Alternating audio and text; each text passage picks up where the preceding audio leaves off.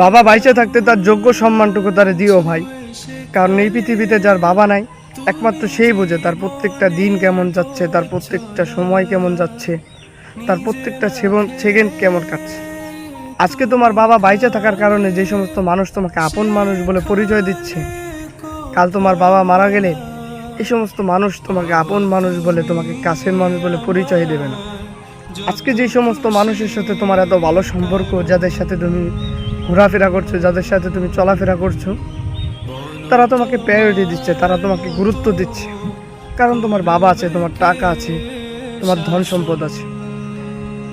Trust me, কাল তোমার বাবা মারা যাক, দুদিন পর তোমার বাবা মারা যাক, দেখবে এই সমস্ত মানুষ তোমাকে আপন মানুষ বলে কোনো পরিচয় দেবে না।